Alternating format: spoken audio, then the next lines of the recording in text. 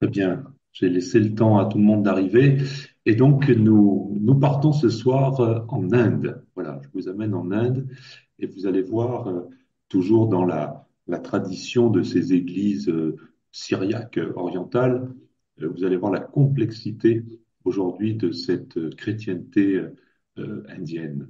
Voilà, les chrétiens et les chrétiens, ils sont environ 32 millions en Inde dans un pays qui aujourd'hui fait 1,3 milliard d'habitants.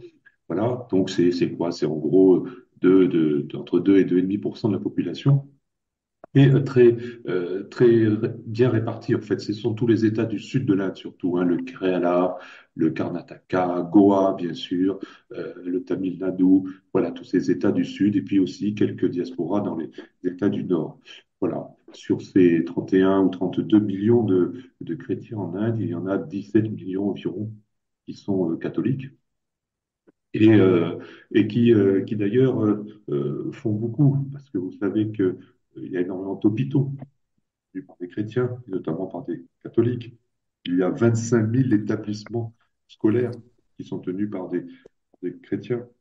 Donc, même si finalement ils ne représentent que 2% de la population, ils sont quand même très actifs dans les œuvres sociales et auprès de ces populations qui, avec le phénomène des castes, sont souvent très pauvres et très refoulées. Voilà, il y a 20 millions d'étudiants également qui sont dans ces écoles chrétiennes. Alors, pour reprendre un peu ce que nous avons dit précédemment, bien sûr, il y a d'abord en Inde des chrétiens qui se revendiquent de l'Église des deux conciles. Vous vous souvenez, on a parlé des Assyriens, des Chaldéens. Eh bien, on va les appeler l'Église notamment catholique syro-malabar. Voilà.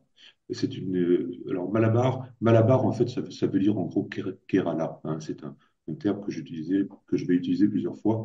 Ça veut dire Kerala. Donc cette église catholique syro-malabar, elle est autocéphale de liturgie donc syriaque orientale, puisqu'on est sur l'église des deux conciles, mais souvent elle a été latinisée, notamment par les Portugais, et donc elle a été unie à Rome en 1599. Elle compte aujourd'hui 4 millions de fidèles répartis sur 27, on pourrait dire, évêchés, et deux également aux USA. L'archevêque majeur donc de cette église catholique syro-malabar, c'est l'archevêque d'Ernakulam Angamali. Donc il est archevêque majeur des syro-malabars.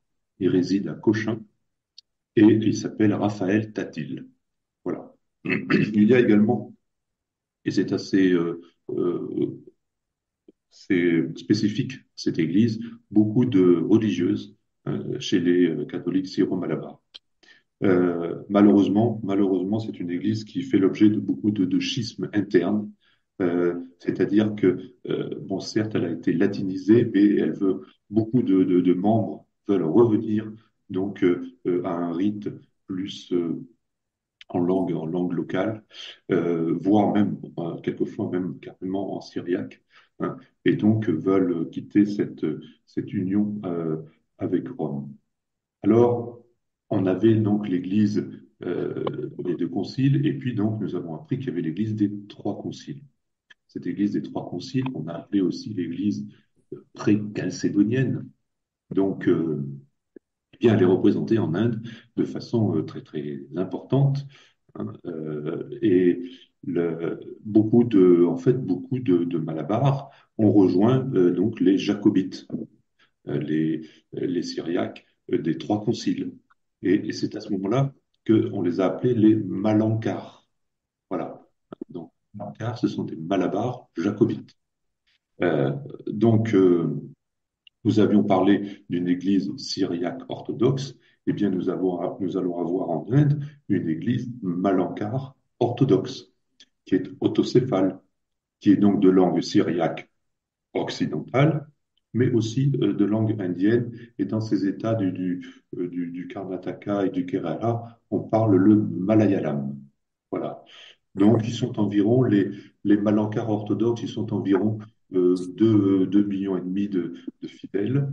Ils ont donc un supérieur qu'on appelle le Catholicos de l'Orient et métropolite de Malankar, s'appelle Baselios Martoma Mathieu III. Il vit à Kottayam, dans le Kerala. Alors, pour compliquer les choses, je vous avais dit que ça allait être compliqué en Inde. Il y a des dissidents de cette église malankar orthodoxe parce qu'il y a eu des querelles entre les Syriaques orthodoxes et les malankars orthodoxes. Et donc, on a en Europe une église syrienne orthodoxe malankar en Europe. On appelle aussi l'église syriaque orthodoxe antiochienne, qui est pas ancienne, qui date de 2007, qui fait partie des églises vieilles calendaristes. Vous savez que je vous ai parlé euh, des Syriaques qui s'opposaient au calendrier grégorien, qui ont voulu garder le calendrier julien. Et bien donc, ils en font partie.